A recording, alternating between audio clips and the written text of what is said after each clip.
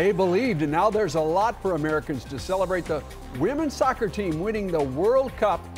What an ending to the 4th of July weekend. A woman's body pulled from the water at a city beach in Granbury. Now investigators are trying to figure out why she drowned. A 12-year-old boy found shot multiple times in East Dallas, who police think may be responsible. The news leader, broadcasting for all North Texas. Fox 4 News starts now. Your U.S. women's national team takes home the FIFA Women's World Cup trophy for the first time in 16 years. Good evening. I'm Richard Ray. The women beat Japan in the final 5-2 in a game many of you saw here on Fox 4. Edward Egros joining us with highlights from the match in Vancouver. And Ed, there were a lot of great moments, a lot of them in the first 20 minutes. Absolutely, Rich. It was hard to predict how Team USA would start the match. It was a rematch of the last Women's World Cup final when the Stars and Stripes lost a 1-goal lead twice, then fell on penalty kicks. How much would revenge fuel these ladies? Well, we wouldn't have to wait long for an answer. Just 3 minutes into the match, off the corner, Captain Carly Lloyd waits and pokes with the left foot. 1-0 United States. Everything went right for Team USA in the first 16 minutes. After another Lloyd goal, she fires from the midline and winds up with a hat trick, the first in a final in the tournament's history. Japan cut that 4-0 lead in half, thanks in part to an own goal by Julie Johnston. But Tobin Heath makes the U.S. comfortable again. Off the corner and later in. And for the first time since 1999, the United States wins the Women's World Cup 5-2, the final. Speechless. Honestly, I'm so proud of this team. This doesn't feel real. It hasn't sunk in. I was just on a mission. I was on a mission to help my team win this game. Personally, I've worked my butt off, and everything, all the repetitions, everything came into play. I'm just so proud of this team and these players, and so happy for them. So happy for every little girl that dreams about this. There are a lot of milestones achieved here. It's the third championship for Team USA, the most of any country. It's also the most lopsided win of any USA championship. And tonight at 10 on Sports Sunday, you'll hear more from the team about what went into the making of this incredible win. Edward Egros, Fox 4 Sports. More soccer in North Texas today. Men's soccer at the Cotton Bowl. Thousands packing the stands for the Socio MX Cup Championship game featuring CF Monterrey and Cruz Azul, two popular teams with big followings decked out in their respective colors. Fans showing up from all over Texas and as far away as Mexico. We grew up with that in Mexico, and all the Latin America and Central America. Soccer for us is like our life, our heart, Cruz Azul wins it 1-0. The annual tournament televised in more than 20 countries. Overall, a pretty nice day across North Texas. Seasonable temperatures and a fair amount of sunshine. Really no rain to speak of here. We started out at 77 at DFW, warming to 93. Now the normal high temperature for this time of year is 95 degrees. Radar picture looking really nice. We've seen showers and storms in East Texas. That's where that activity is staying. I'm expecting mainly clear skies and a pretty quiet night for all of us. Current temperatures hanging in the mid and upper 80s, still 88 in Fort Worth, 89 in Dallas. Winds remain with a southerly component, kind of breezy in the 10 to even 20 mile an hour range. That will continue for us tonight, and that strong southerly wind will pick up even more to start your work week, sustained close to 25 miles an hour by tomorrow. Now your Monday is dry, but I am tracking a front that's moving into the plains tonight. That tries to get closer to North Texas Tuesday into Wednesday. Just some small rain chances for us. We'll talk more about that and a look at the temperatures for the upcoming week in just a bit. Gang detectives are investigating the shooting death of a 12-year-old boy in Dallas. Police say it happened shortly before 2 p.m. in the 3500 block of Munger Avenue. Officers found the boy. He had multiple gunshot wounds. He was taken to the hospital, is expected to live. Officers stopped a suspect's vehicle as it was leaving that location. Police say they made contact with people who are known gang members. Youth and gang detectives both working together to investigate the shooting. Police have not released any other detail on this crime at this time. A disturbing number of children have drowned in Texas since January. The Department of Family and Child Protective Services puts the number now at 41. Another drowning in North Texas on Saturday, a woman at a popular beach in Granbury. Fox 4's James Rose has that story. With all the recent drownings in North Texas, including the one here in Granbury this weekend, virtually all the people we talk to have water safety on their mind, whether it's a swimming pool or on the banks of the Brazos. Just after 6 Saturday, the Brazos River Authority says an 18-year-old woman drowned at City Beach in Granbury just off the boardwalk. Shanna Fikes did not see the victim dive into the water, but says there were a lot of people ignoring the warning signs. Well, there was a bunch of kids out jumping off of the bridge over there, doing backflips and jumping in the water. BRA investigators have not determined if the woman jumped off the boardwalk or was simply swimming at the time. Yeah, it was pretty troubling. Being in the same water as somebody that had an accident is kind of scary and creepy at the same time. Daniel Etheridge and his family were hesitant to come to the Granbury City Beach, but decided to come with caution. We always make sure to keep his life jacket on and make sure he doesn't go out in deep waters without it. So we're pretty vigilant when it comes to how his safety is in the water. It's nice. I mean, I love coming here in the morning. Nice, the water's a little cooler and get a good swim in. So Thomas Birch loves the water and beach, but is also aware of the hazards. I'm not going to dive out there. My other son, he's 22, and his son just got paralyzed diving into a lake in low water about a year ago. With all the North Texas lakes and rivers topped off with fresh rainwater, lake recreation will soon be on the rise, and this might just be a good time for a water safety refresher. In Granbury, James Rose, Fox 4 News. A 22-year-old man from Josephine, Texas, was flown to the hospital after a firework exploded in his hand early this morning. Josephine is just southwest of Greenville. Police say it happened at a home near FM 1778 and County Road 597. Officials say the man was at a house party when the firework blew up in his hand shortly before 4 a.m. No other injuries. The victim was flown to Parkland Hospital with what we are told are serious injuries.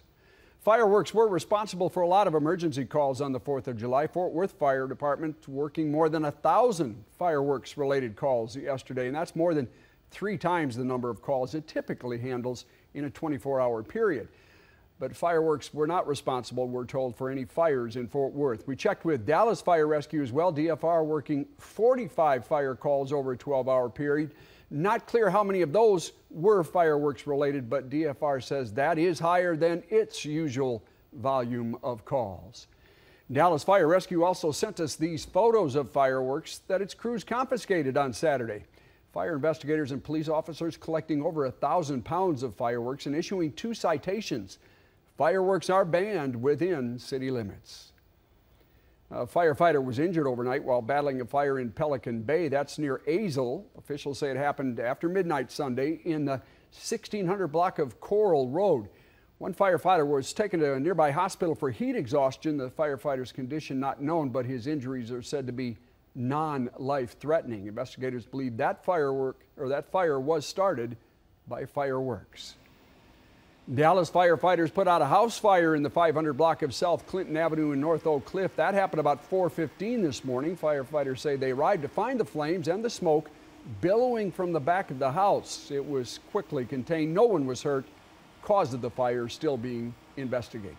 A car crash turns into a bigger problem for hundreds of Seagoville phone customers. The damage left behind could be a while before that mess is cleaned up. A domestic dispute turns deadly in Dallas. The woman who said she was assaulted is now the suspect in a case that will go to a grand jury. 2 people are dead after an officer-involved shooting at an Austin hotel just blocks from the state capitol. The call that brought police to the Omni Hotel and what they found inside.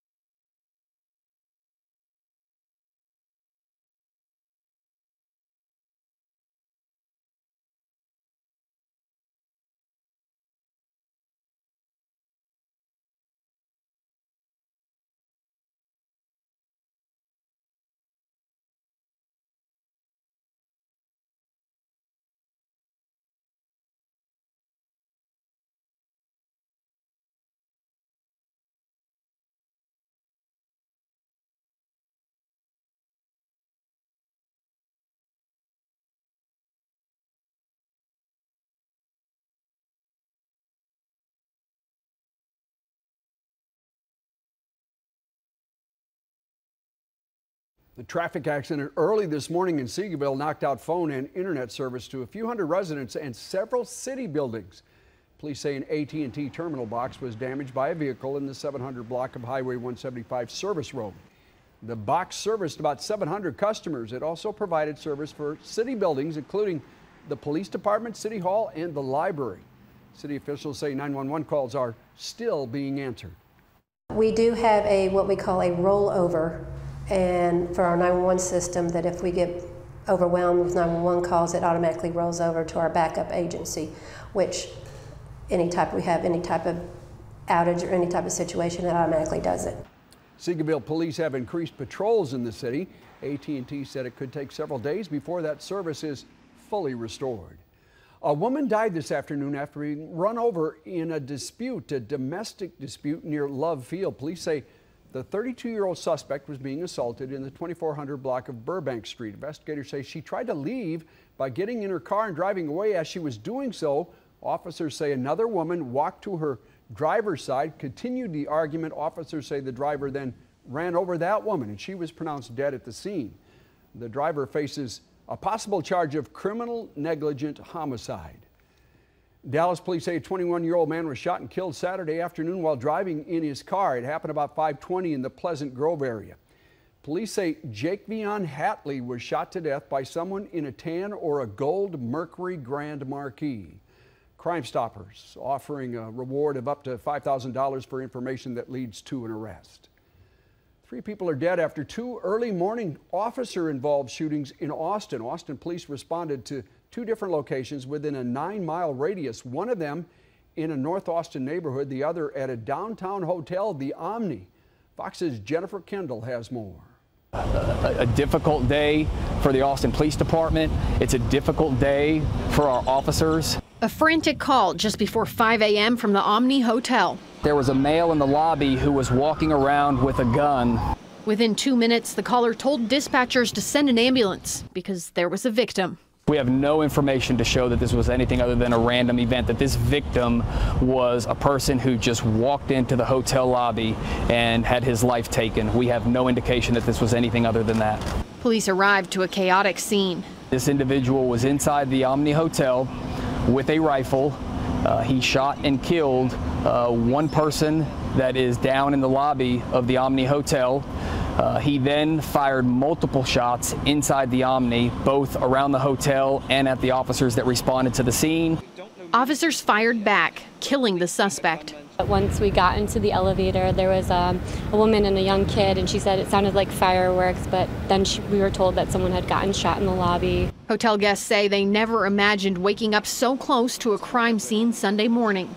Completely shocked, I mean, especially from being from Connecticut, just you plan on a vacation, and hear something like that, it's a little scary. It's crazy. This is not anything any officer ever wants to be involved in, is having to take a life. But unfortunately, our officers were put in circumstances today where that took place. Just an hour earlier, 9 miles away, 3 Austin police officers faced another armed man. This time, the man called dispatch himself. He appeared to be distraught. He made comments that gave the 911 call taker indications that he may be suicidal. When officers confronted the man near the intersection of Golden Quail Drive and Pine Knoll Drive, they noticed he was carrying a weapon. Police say the man would not follow orders. Our officers attempted to handle this with the use of less lethal force using a taser. This was ineffective, and the subject retreated back into his residence at this point. Police say the man returned just moments later with obvious self-inflicted wounds, still carrying the weapon. At this point, the officers observed the subject reach for his weapon instead of complying with their commands, and the officers at that point fired at the suspect in fear for their safety. Before 5 a.m., both suspects were dead along with a victim at the Omni. Police say it's a tragic day for everyone involved. Our hearts go out to the families of the individuals involved today, both the victim at the Omni behind us, whose life was taken by the suspect, as well as the individuals that we had to encounter.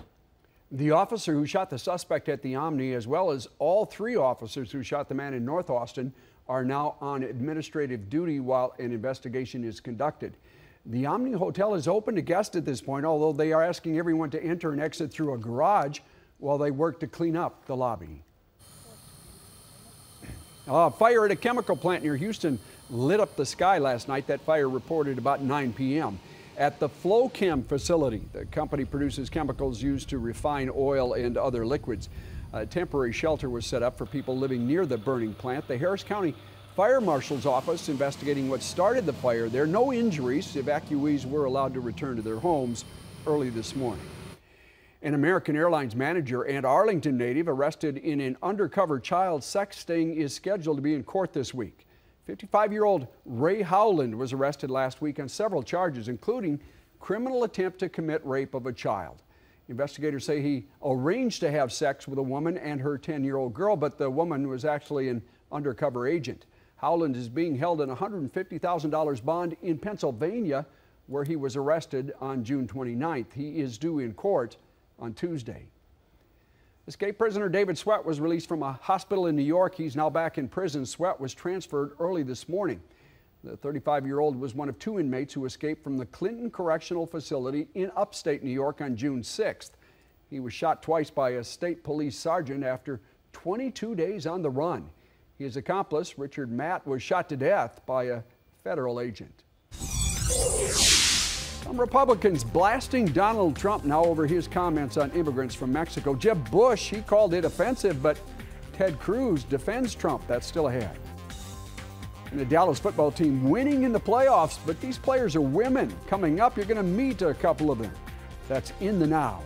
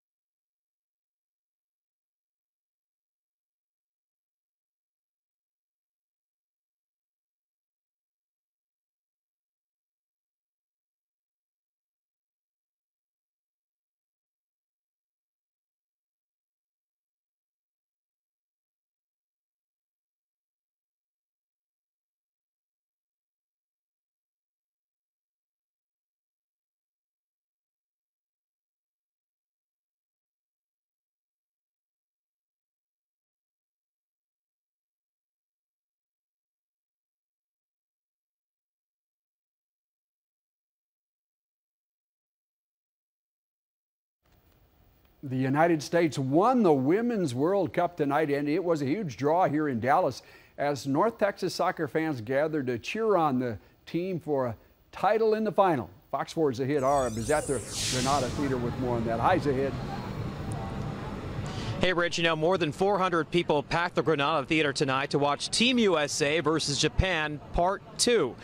And it was the ending everyone hoped for. You guys ready? Are you guys ready? At the Granada Theater, the script is set. I got all my colors on, got my my socks. Team USA versus Japan. Let's go, Coach! For fans, words aren't needed, only the fist bump. It's a symbol, they believe. Ready to take the World Cup. Tonight is a sequel to 2011. It was crap. It was absolute crap to lose. They beat us in the last World Cup. And we beat them at the Olympics, so we have a gold medal, but we don't have a World Cup. And you can ask any soccer player, they'd rather have a World Cup. And just like that, this story becomes a statement. Made again. Great! Great! 2 goals! Again. And you get the idea. There's no chance they're coming back. Their heart left about 20 minutes ago. After a long, tough battle, finally, redemption. Redemption, payback, in your face, everything. For a team and for a nation.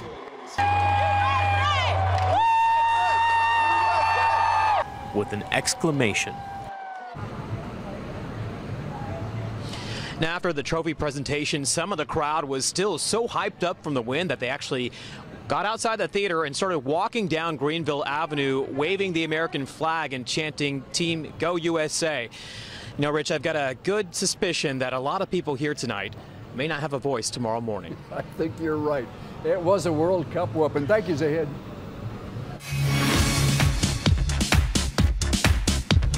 They work hard in the offseason and even harder on the gridiron. Women's football is a growing sport, and a new Dallas team is really making a name for itself. Joining me now is the Dallas Elite women's football team owner and head coach Odessa Jenkins and wide receiver Alberta Bridson. Thank you both for coming in. Thank you for having us. Hey, and congratulations on your inaugural season and making the playoffs. Thank Fantastic you. news. So your season is spring and summer, basically. Yes. Why did you decide to start the team? You know, growing up, I've always been an athlete. I grew up in a big family and was always the girl involved with the boys playing the sport. And I wanted to afford young girls the opportunity to do something that was just for them in a male-dominated sport. And coming to Dallas, coming to Texas, where football is king and queen, it was just obvious that we needed to have an organization that everybody in Texas, everyone in Dallas and Fort Worth could be proud of. And you've seen there's a lot of support? Oh, huge support. There are a lot of women who play this game that everyone knows, but they don't really know that they play football. Like we said, my quarterback is a chiropractor, and she walks out of her office after popping your back, and she puts her helmet on. So that's awesome. You know, but the reason I think that football was my next business venture is because I wanted to walk away from sports when I walk away, knowing that I helped empower women. And that's all that this is about. Alberta, you are a mom of 2 young girls. Yes. You play football. Being a mom, how much did that factor into this decision to play? Oh, well, I mean, much like Odessa, you know, I had brothers growing up, and, you know, that kind of sparked me. Now I have 2 girls, and they want to do everything that I do. And I just wanted to show them that there are opportunities out there for them to be whoever they want to be, do whatever they want to do. And I wanted to play long enough so that they can remember that, you know, mom did this, and you know, this is something that if I want to do it, I have that option to do it. I don't have to do it. I'm not forcing them into it, but if this is something that they want to pursue, they can. And why did you pick football? I mean, you're an athlete, so you really probably could have done anything and been great at it. It was just like second nature. Being an athlete and being a competitor, you know, I wanted to compete on that national level. There are teams all over the United States, and you know, we've even been able to go overseas and play for Team USA. So you know, it was just a great opportunity to get that competitive side of me out. You know, being in the corporate world, you can't do that. And, and then being a mom, you know, yeah, exactly. Being a mom, you know, there's another hat that you wear, but you know, here you get to just be free to be whoever you are. I mean, you're a mom, so you've got the time commitment. Obviously, this is taxing on your body. even financially, because these women put everything into it. Yes, they do. On average, a women's football player pays about $2,000 per season to finance their season. And that comes from just hard work and hustle. There's no major sponsor. Nike isn't calling us yet. But it's all about teamwork and family and hustle, you know, all the things that women sort of do naturally. Well, fantastic job this season, and I look forward to seeing you guys play, to see the team in action, offer support, and if you just want to learn, you can of course log on to our website, fox4news.com. All right. Thank you. Good luck, Awesome. ladies. Awesome. Thank you. We Tremendous brought you a job. bracelet. Ah, yes, thank you. Be elite. Be elite. Awesome. All right. Thanks so Thank much. you. Thank you. The Pope has arrived in South America on a three-nation tour. We'll show you his first stop. Plus, Secretary of State John Kerry says talks with Iran are now at a crossroads and could go either way, the latest from Vienna.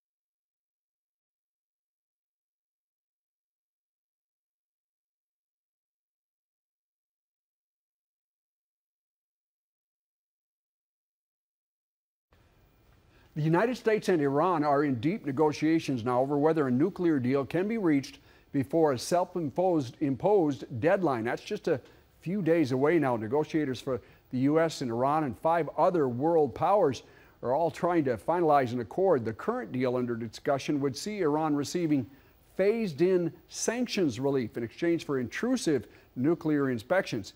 Secretary of State John Kerry says he's willing to walk away if Tehran does not show improvement and movement on the areas of disagreement. If hard choices get made in the next couple of days and made quickly, we could get an agreement this week. But if they are not made, we will not. Critics charge that Kerry's caving to Iran. His aides called that allegation absurd. The future for the economy of Greece is uncertain tonight after a nationwide vote to reject strict austerity measures proposed by international creditors. 61% of those voting said no on the proposal. Thousands of Greeks celebrating in the streets of Athens. Several Greek leaders hailing it as a victory, saying this could be a chance for the country to get a better deal. Today, all of us together turned a bright page in modern European history. We proved that even under the most difficult circumstances, democracy cannot be blackmailed. The vote results leave Greece in uncharted waters, risking financial and political isolation within the Eurozone and a possible economic collapse if creditors refuse further aid. The European Council president has called a Eurozone summit for Tuesday to figure out what is next for Greece. It's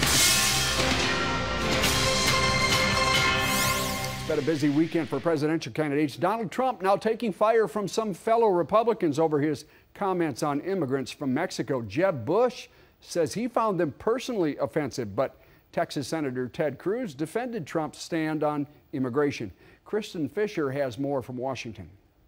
Well, the Clinton campaign is well known for its ability to keep the press at bay, but this takes it to a whole new level. This wasn't just any rope line. This was a moving rope line that kept the press away from the candidate as she walked in a 4th of July parade. Campaign aides say they brought out the rope because they were afraid the press pack would block the view of the parade. But the state's Republican committee chair called the use of a moving rope line a, quote, sad joke that insults the traditions of our first-in-the-nation primary. Now, on the Republican side, some big news about fundraising. Ted Cruz announced today that his campaign, combined with his super PAC supporters, have raised $51 million in less than 4 months. That is a huge number, and it puts him in the very top tier of Republican candidates in terms of fundraising. Today, Cruz was on one of the Sunday morning shows talking about same-sex marriage and his proposal for a constitutional amendment that would subject Supreme Court justices to retention elections. It is profoundly troubling when you have Supreme Court justices not following their judicial oath and taking the role of policymakers and legislators rather than being judges. One of his opponents, Chris Christie, strongly disagreed with that proposal and cited what they do in New Jersey as an alternative. We appoint our justices for a 7-year term, and then after 7 years, the governor has the opportunity to again consider whether to nominate them then for a lifetime tenure. I don't want to see judges raising money and running for election. One other issue that really divided the GOP field this week was immigration. Yesterday, Jeb Bush, whose wife is Hispanic, said he was personally offended by Donald Trump's comments about Mexican immigrants during his announcement speech. He thinks those kinds of comments hurt the Republican Party, but so far, Donald Trump has offered no apologies. In Washington, Kristen Fisher, Fox News. Pope Francis has arrived in Ecuador for a 3-nation tour of South America. Thousands already lining the motorcade route in the capital of Quito. The pontiff will also visit Bolivia and Paraguay before returning to Rome on July 12th. Pope Francis last visited South America in 2013, where some 3 million people gathered in Rio de Janeiro for a mass. The Catholic Church has an estimated 1.2 billion followers all around the world, but the biggest portion of that does live in Latin America. Seasonably hot temperatures over the past week, but now as we look ahead, those numbers will start to go up. Triple digits in the future. We'll talk about it coming up. Another alligator attack in Texas, but this time the victims survived. And it won't be open to the public until later this week, but tonight Lone Star Adventures gets a sneak preview, an exclusive look at a new rainforest exhibit. That's a place where you can put your hands on some creatures that look really scary, but really aren't.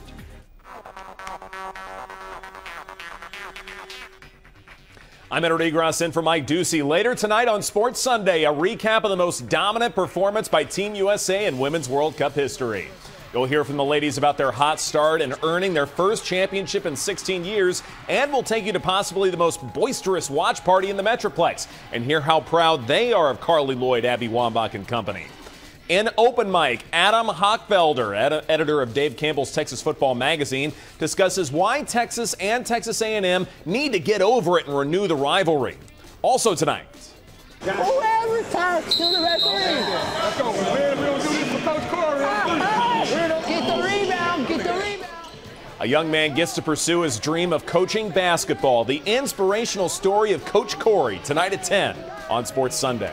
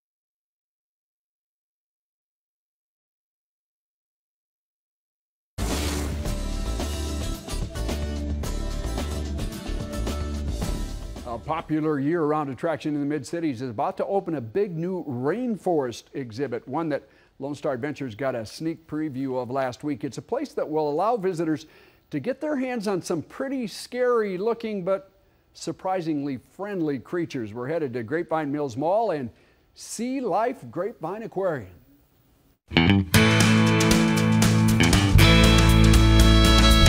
Sea Life Grapevine opened 4 years ago this month. 45,000 square feet of interactive and immersive exhibits, designed first and foremost for children. But something new is coming to the big aquarium, the Rainforest Adventure. We are taping this 10 days before the exhibit actually opens. There's a few things in the tanks, shovel-nosed catfish, but by the time visitors get here, the tanks will be filled with all sorts of wild creatures from the Amazon River Basin, including piranhas in holding tanks for now. We don't want to just throw them directly into our display because difference in pH, it can kind of shock the fish, so we kind of want to ease them into the new exhibit. But many of the new guys are land creatures. My friend right here is our bearded dragon named Mishu. This bearded dragon is one of our new addition to our Rainforest Adventure. We're going to use him as one of our program animals.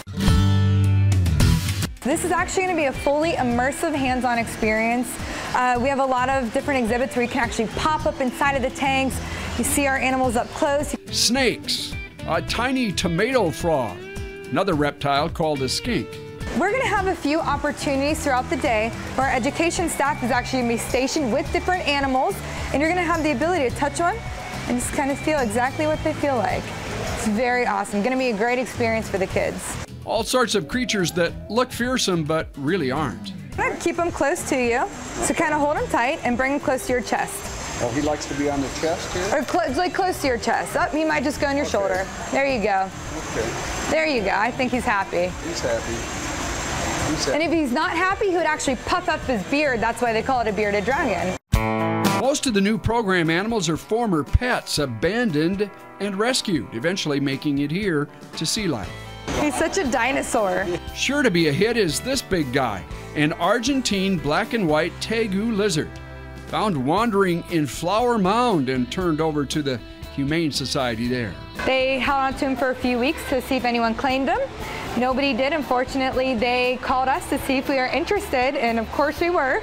He's going to make an amazing educational animal. And do you want us to actually see what he feels like? Sure. Sea Life staff is getting to know their new program animals, and as they do, more and more will be introduced to visitors. These guys are really special because they actually have really unique personalities. They say they're really similar to cats and dogs. They know their names. Sometimes they can learn to come when called. They have just really great personalities, so we're beyond thrilled to have him. The tegu is leash trained and loves to be walked. So we'll be able to walk around the aquarium with him, and I'm sure our guests are going to be really excited to learn more about this critter. Sea Life Grapevine's Aquarium's new Rainforest Adventure opening Friday, July 10th. That's next Friday. For more on it, you can check it out on our website. You can buy dozens of Lone Star Adventures on fox4news.com.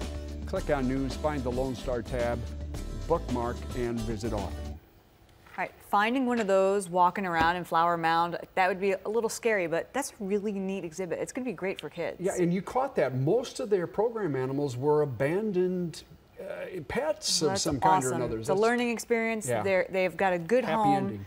and you can walk them on a leash.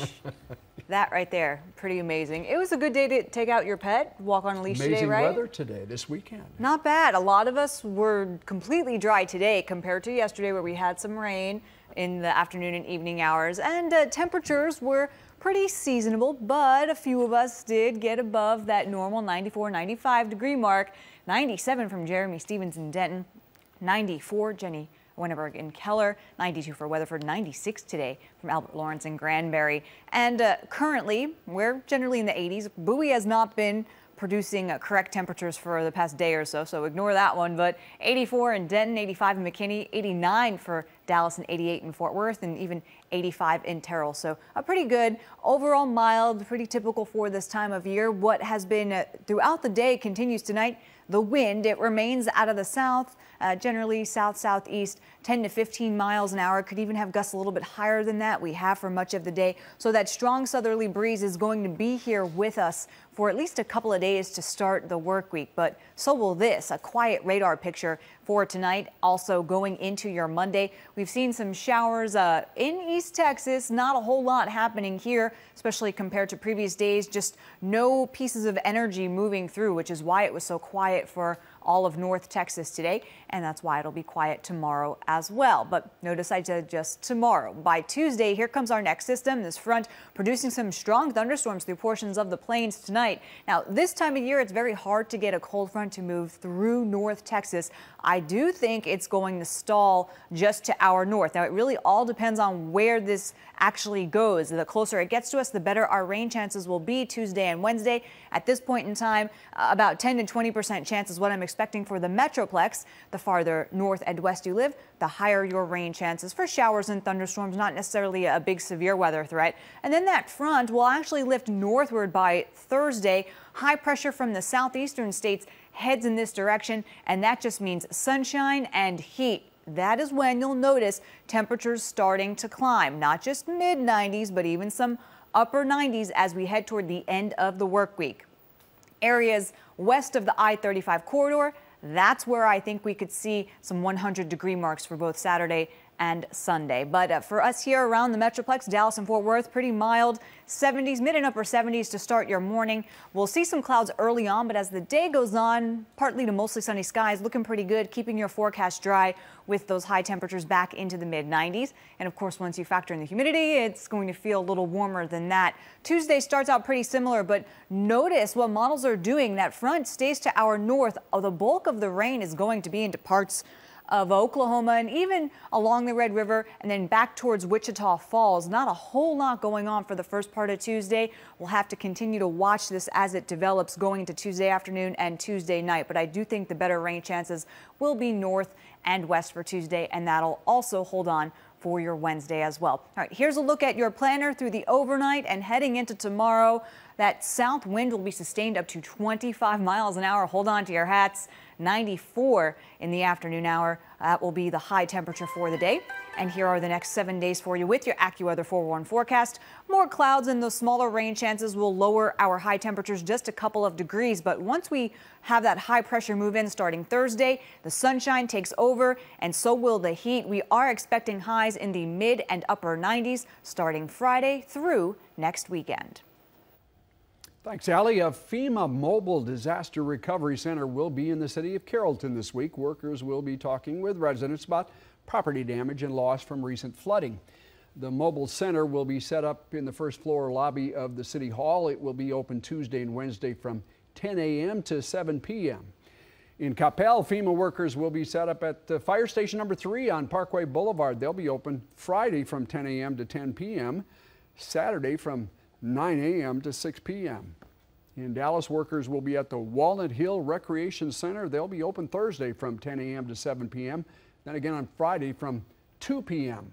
to 7 p.m. A father and a son survived being bitten by an alligator while taking a swim at a lake in southeast Texas. The attack happening at Lake Charlotte in Wallaceville. That's just east of Houston. Witnesses say 13-year-old Caleb Hurley was swimming near the bank in waist-deep water. The alligator reportedly came up and bit his arm, pulled him under.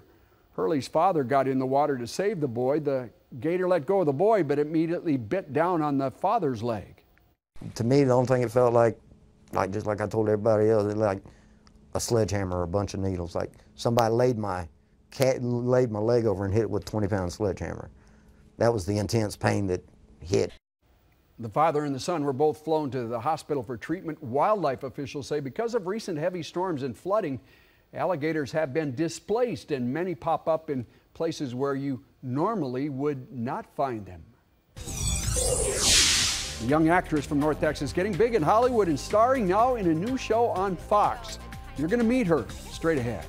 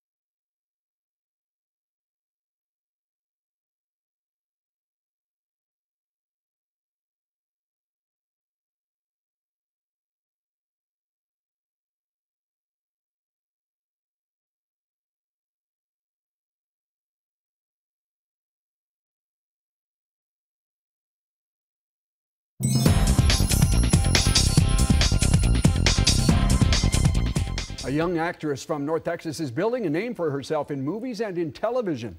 This fall, McKaylee Miller is appearing on one of the top news shows here on the Fox network. Dan Godwin takes a look in tonight's Fox Forward. It's getting a little tougher to catch up with McKaylee Miller these days because her thriving career is keeping her out west more and more. Thanks for coming in. Of course, thanks for having me. You turned 19 years old last month, and then back in September, you moved permanently to Los Angeles because what? It was getting more challenging to go from Flower Mound, where you grew up, out to LA for work. Was that what was happening? That was becoming sort of challenging, but it's also just being there is such a different experience. You go in the room for auditions instead of putting yourself on tape and then going back out for, you know, filming or callbacks. It was just, I don't know, that's where the business is, and so I was like, all right, it's 18, it's time to go for it and give myself a full shot at being there and getting that whole experience. Your parents and your brother still in Flower Mound, so of course you'll be out here. You'll be out here plenty. Yeah.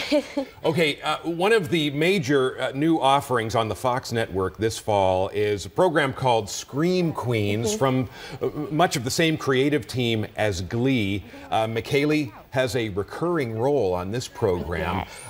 Tell us, what's the idea behind the show? Well, Ryan Murphy created American Horror Story and Glee. Yeah. So it's kind of like, I guess you could say if you mash those two together minus the singing. Something really bad happened. She's dead. So it's a dark comedy. It's so great. I think it's going to be something that no one has ever seen before on TV, and it centers around a college sorority, and all of these killings start happening. So it's sort of like a mystery too, because you're like, well, who's the killer? What's happening? But it's great. And then in August, there's the DVD release of the latest movie you appeared in, Where Hope Grows. Play the teenage daughter of a guy who's struggling with life. You drunk again, Mr. Campbell? Where do you think you're going? Out with Colt? No, you were 16 years old. I'm 17, Dad. What happened to us spending my birthday together? I don't know. Where Hope Grows is, I guess you could describe it as a family film, but there are some dark subjects, so I don't know if you would watch it with your little kids. Do you have any idea what it's like picking up the man who calls himself your father at the police station? Hi. There are just so many different stories and so many different messages that anyone that goes to watch this can take something away from it, and I think it's a really important film. There are those who would think that success in the entertainment business is inevitably going to change someone. You just can't remain the same. What's your feeling about it? I don't think so. I don't know. I think that success does change some people, I'm sure, but I don't think it would change me, because I mean, honestly, I'm not in it for the fame or to get to walk red carpets or anything like that. I'm in it for the love of acting and for the love of doing what I do. And so I mean, I don't really think any amount of success is going to change who I am. I have such an amazing family that keeps me grounded, and I'm just going to be the same old McKaylee for the rest of my life. All right, McKaylee Miller, congratulations. Keep up the great work. Thank you. Again, Scream Queens this fall on the Fox network. Where Hope Grows, coming out on DVD in August. Yeah, awesome. Thank you. Jurassic World and Inside Out were the most popular films this holiday weekend. We got eyes on target. Light it up! Jurassic World brought in $30.9 million in its fourth week of release. Inside Out finished with $30.1 million. Terminator, the fifth entry in the sci-fi series, opened in third place. Magic Mike XXL and Ted 2 rounding out the top 5. A Russian rocket succeeds after a private American company fails getting desperately needed supplies to the International Space Station. Details next on Fox 4 News at 9.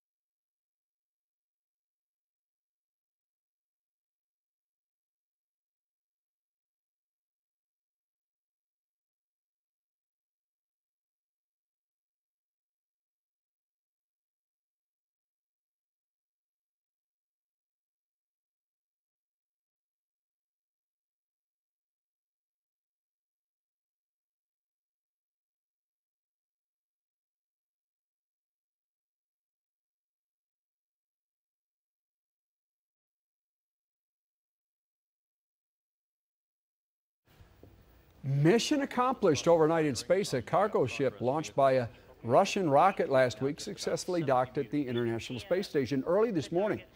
The unmanned capsule delivered crucial supplies after recent resupply missions ended in failure.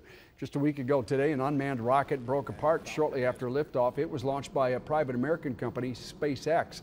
The rocket and the supply capsule it carried disintegrated over the Atlantic Ocean just 2 minutes into that mission. Team USA got off to a hot start in the World Cup final match against Japan. We're going to hear more from the world champs next on Sports Sunday.